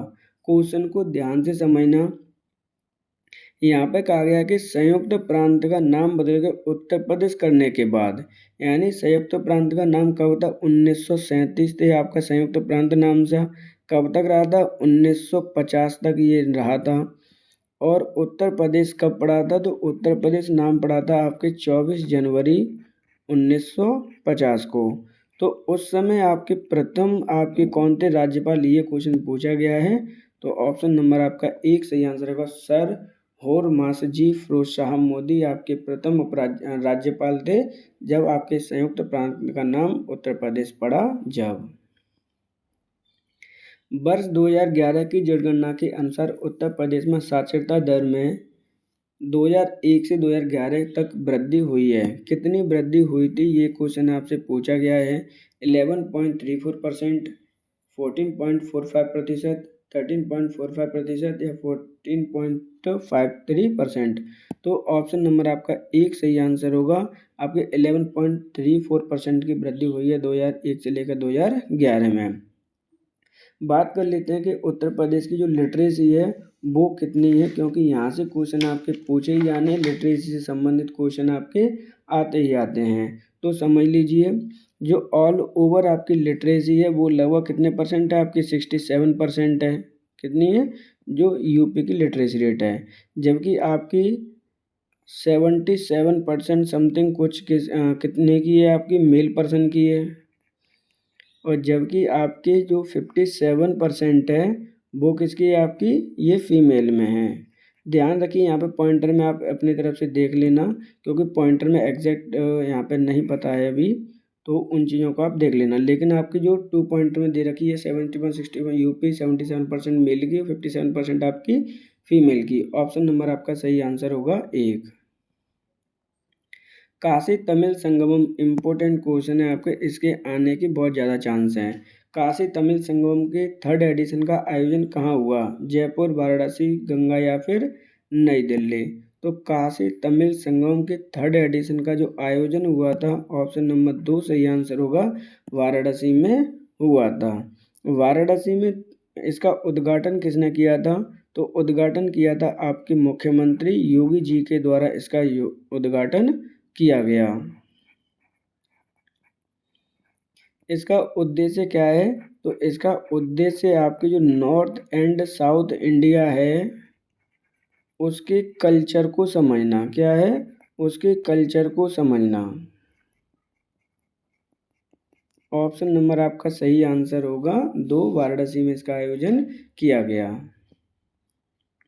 Gyandeep सिंचाई योजना उत्तर प्रदेश में प्रारंभ हुई थी सितंबर 2000, सितंबर 2002, अक्टूबर 2001, दिसंबर 2002। तो यहाँ पर आपको कौन सा पूछा गया है? ध्यान से समझना। ज्ञानदीप सिंचाई योजना किस राज्य की योजना है ये? तो आपकी उत्तर प्रदेश राज्य की योजना है। प्रारंभ कब की गई है? सितंबर 2002 में प्रारंभ किया गया। ऑप्शन नंबर आपका 2 सही आंसर होगा। इनमें से कौन सा उत्तर प्रदेश में एक जिला नहीं है? ध्यान से समझना इस क्वेश्चन को। देहरादून, अमेठी, बस्ती या फिर मेरठ। तो यहाँ पे जो उत्तर प्रदेश का जिला नहीं है, कौन सा नहीं है? देहरादून नहीं है, क्योंकि देहरादून किसका जिला है? या फिर उत्तराखंड की क्या है? राजधानी है। उत्तर प्रदेश में कितने ज़िले हैं? तो अभी कितने थे आपके? 75 ज़िले थे, लेकिन जब से आपका महाकुंभ हुआ है, जहाँ पर महाकुंभ हुआ था उस एरिया को योगी जी के द्वारा 76वां ज़िले की घोषणा की गई है। तो आप देख लेना कि आपके ऑप्शंस में क्या दे रखे हैं, कंफ्यूज नहीं होना है, ध्यान रखना। तो यहाँ पे टोटल प्रेजेंट समय में आपके 76 ज़िले हो चुके हैं अपने उत्तर प्रदेश में। जबकि एमपी कितने हैं? कहाँ पर एमपी? लोकसभा में, तो वहाँ पर 80 हैं। एमपी इन राज्यसभा में कितने आपके? 31 हैं। जबकि एमएलए कितने हैं आपके? तो एमएलए हैं 403 और एमएलसी कितने हैं? तो वो हैं आपके 100। तो इस प्रकार ऑप्शन नंबर आपका सही आंसर होगा। एक देहरादून आपके उत्तर प्रदेश का जिला नहीं है। उत्तर प्रदेश पंडित दीनदयाल उपाध्याय पशु चिकित्सा विज्ञान विश्वविद्यालय एवं गौ अनुसंधान संस्थान कहाँ स्थित है? गोरखपुर, मेरठ, लखनऊ या फिर मथुरा। ध्यान से समझना, यहाँ पे कह रहे हैं कि आपके पंडित दीनदयाल उपाध्याय पशु चिकित्सा विज्ञान विश्वविद्यालय एवं गौ अनुसंधान संस्थान स्थित है यहाँ पे कहाँ पर? ये मथुरा में स्थित है। ऑप्शन नंबर आपका सही आंसर होगा आपका 4। भारत के निम्नलिखित में से किन राज्यों में थारू जनजाति निवास कर रही है? बिहार, मध्य प्रदेश, झारखंड, बिहार, छत्तीसगढ़ तथा हिमाचल प्रदेश, उत्तराखंड और उत्तर प्रदेश। तो यहाँ पर देखिए कौन सी जनजाति है आपकी? तो थारू जनजाति है। कहाँ पर निवास करती है? तो ऑप्शन नंबर आपका सही आंसर होगा 4, आपके उत्तराखंड और उत्तर प्रदेश में निवास करती है। उत्तर प्रदेश से नहीं है, यहाँ पर क्या है समझ लीजिए, ये मैं कर लीजिए इसको। उत्तर प्रदेश में छपने वाला उर्दू का प्रथम अखबार कौन सा है? यहाँ पर पूछा गया है कि उर्दू का प्रथम अखबार कौन सा है? जामे जहानुमा, बनारस अखबार, सदरुल अखबार या फिर हमदर्द अखबार। ध्यान रखना यहाँ पे उर्दू के अखबार की बात की जा रही है। तो ऑप्शन नंबर आपका 3 सही आंसर होगा। सदरुल अखबार उत्तर प्रदेश का छपने वाला प्रथम अखबार है, जिसकी लैंग्वेज है उर्दू। संगीत शिक्षा हेतु उत्तर प्रदेश में जो प्रथम संगीत महाविद्यालय स्थापित हुआ था? भारतेंदु नाट्य अकादमी, भातखंडे हिंदुस्तान संगीत महाविद्यालय, ललित कला अकादमी या संगीत नाटक अकादमी। तो यहाँ पे उत्तर प्रदेश में जो स्टेबलाइज हुआ था आपका प्रथम, वो है ऑप्शन नंबर आपका 2 सही आंसर होगा। भातखंडे हिंदुस्तान संगीत महाविद्यालय। ऑप्शन नंबर 2 सही आंसर होगा। अब इनकी डिफरेंट की क्या देख लीजिए, स्थापना देख लीजिए, क्योंकि यहाँ से क्वेश्चन आपके अक्सर करके पूछे जाते हैं। तो भातखंडे संगीत संस्थान की स्थापना कब हुई थी उत्तर प्रदेश में? तो 1926 को इसकी स्थापना हुई है। जबकि भारतेंदु नाट्य अकादमी की स्थापना कब हुई है? तो इसकी स्थापना हुई है आपके 1975 में। ललित कला अकादमी की स्थापना कब हुई है? क्योंकि इस तरह के क्वेश्चन आपसे अक्सर करके पूछे जाने हैं। 1962 को इसकी स्थापना हुई है। संगीत नाटक अकादमी की स्थापना कब हुई है?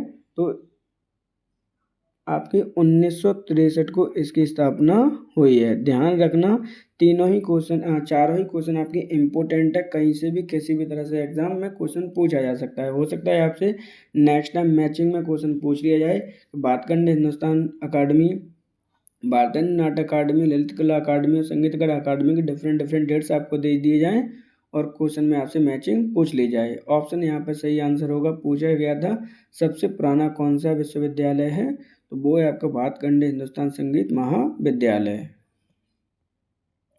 निम्नलिखित में से किसे शेर ए बलिया के नाम से जाना जाता है? भगत सिंह, चिंटू पांडे, चंद्रशेखर आजाद या मंगल पांडे। तो देखिए यहाँ पे इम्पोर्टेंट क्वेश्चन है, शेर ए बलिया किसे कहा जाता है? तो ऑप्शन नंबर आपका सही आंसर होगा, तो चिंटू पांडे को कहा जाता है। इनके द्वारा 1942 में 1942 में समानांतर सरकार यहाँ पे बनाई गई थी। समानांतर सरकार कहाँ पे? बलिया में बनाई गई थी। किनके द्वारा? तो ये बनाई गई थी चिंटू पांडे के द्वारा। इसलिए आपके मार्च के महीने में ध्यान से समझिए, मार्च 2025 में आपके जो योगी जी हैं उन्होंने इनकी स्मारक बनाने का क्या है, स्मारक बनाने का प्रावधान दिया गया है, या स्मारक बनाने की क्या की गई है, घोषणा की गई है। ऑप्शन नंबर आपका सही आंसर होगा 2, चिंटू पांडे को शेर बलिया के नाम से जाना जाता है। नीति आयोग रिपोर्ट 2023-24 के अनुसार उत्तर प्रदेश में प्रति व्यक्ति आय कितनी है? 92,174, 93,514, 94,125 या 91,410। तो यहाँ पे नीति आयोग ने रिपोर्ट सबमिट की है अपनी, जिसमें उत्तर प्रदेश में प्रति व्यक्ति आय पूछी गई है, तो कितनी है? ऑप्शन नंबर आपका सही आंसर होगा 2, आपके 93,514 रुपये प्रति व्यक्ति आय है उत्तर प्रदेश में। प्रति व्यक्ति आय कैसे निकाली जाती है वो समझ लीजिए। तो यहाँ पर मान के चलिए जो टोटल आपकी SGDP है, क्या है आपकी? SGDP है आपकी, स्टेट ग्रॉस डेवलपमेंट है आपकी SGDP। उसमें डिवाइड कर दीजिए कितने का? आपकी जनसंख्या का। अब ऐसे मान लीजिए जो आपकी उत्तर प्रदेश सरकार की टोटल इनकम है, क्या है आपकी? टोटल इनकम है, और इनकम को ही हम क्या कहते हैं? SGDP कहते हैं, यानी स्टेट ग्रॉस डेवलपमेंट आपकी प्रोडक्ट SGDP। उसमें आप डिवाइड कर देंगे टोटल जनसंख्या का, तो आपकी क्या निकल के आ जाएगी? पर कैपिटा इनकम निकल के आ जाएगी, आपकी प्रति व्यक्ति निकल के आ जाएगी। ऑप्शन नंबर आपका यहाँ पे 2 सही आंसर होगा। इम्पोर्टेंट फैक्टर है, ध्यान रखना, इस तरह के ही क्वेश्चन आपसे पूछे जाएंगे। उत्तर प्रदेश में पूर्वांचल एक्सप्रेसवे मार्ग निम्नलिखित में से किस शहर में नहीं गुजरेगा? फैजाबाद, बस्ती, आजमगढ़ या फिर मऊ।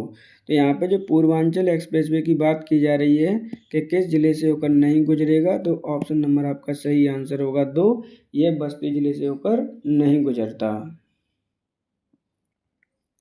राष्ट्रीय चैम्बर ऑफ उद्योग एंड वाणिज्य उत्तर प्रदेश में कहाँ स्थित है? कानपुर, आगरा, लखनऊ या फिर वाराणसी। तो राष्ट्रीय चैम्बर ऑफ उद्योग एंड वाणिज्य उत्तर प्रदेश के किस जिले में स्थित है? तो ये स्थित है आपके आगरा में। ऑप्शन नंबर आपका 2 सही आंसर होगा। उत्तर प्रदेश बजट 2025-26 के अंतर्गत किस जिले में? इम्पोर्टेंट है ये क्वेश्चन आपका, यहाँ से क्वेश्चन बनना ही बनना है, ध्यान रखना। मुख्यमंत्री श्रम जीवी महिला छात्रावास योजना प्रारंभ नहीं की गई है। देखिए यहाँ पे यही पूछा गया कि प्रारंभ नहीं की गई है, आगरा, गाजियाबाद, वाराणसी या कानपुर। तो ऑप्शन नंबर आपका सही आंसर होगा 2, गाजियाबाद में इसको प्रारंभ नहीं किया गया है। जबकि कितने जिलों में प्रारंभ करने की घोषणा की गई है? तो 7 जिलों को प्रारंभ करने की घोषणा की गई है। इसमें एक आपका आगरा है, दूसरा वाराणसी है, तीसरा आपका क्या है? कानपुर, चौथा क्या होगा आपका? तो वो है आपका गोरखपुर, पांचवा है आपका मेरठ, छठवां है आपका झांसी,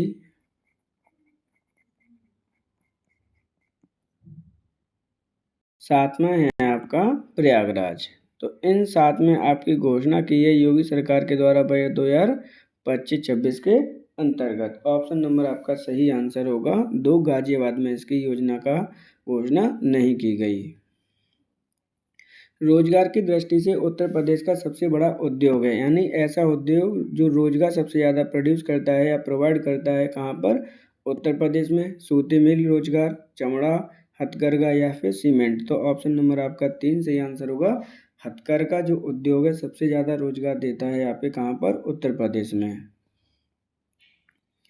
उत्तर प्रदेश के किस शहर में नॉलेज पार्क की स्थापना की जा रही है? लखनऊ, वाराणसी, ग्रेटर नोएडा या फिर प्रयागराज? देखिए ध्यान से समझना, यहाँ पे नॉलेज पार्क की स्थापना की जा रही है या फिर की गई है, तो ऑप्शन नंबर आपका सही आंसर होगा 3, ग्रेटर नोएडा।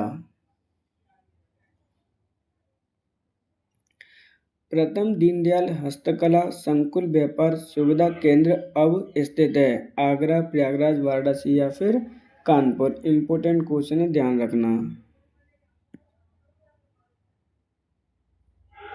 यहाँ पर अवस्थित है, ठीक है ना, ये पूरा जो वर्ड है आपका क्या है, अवस्थित है।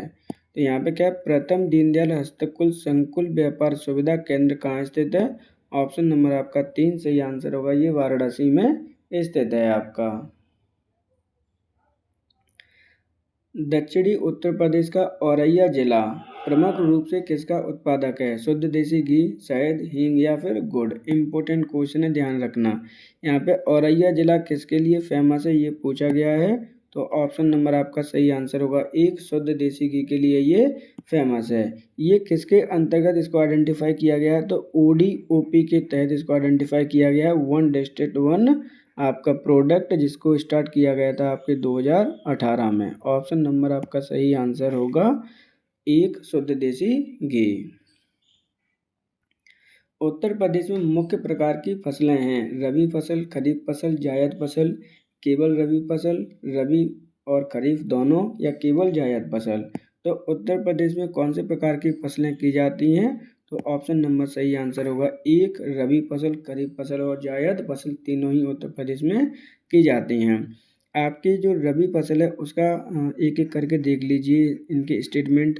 रबी फसल का जो बोई जाती है वो अक्टूबर और नवंबर में आपकी बोई जाती है, जबकि इसको मार्च अप्रैल में काट लिया जाता है। मतलब जो अभी कट रही हैं आपकी फसलें वो कौन सी होंगी?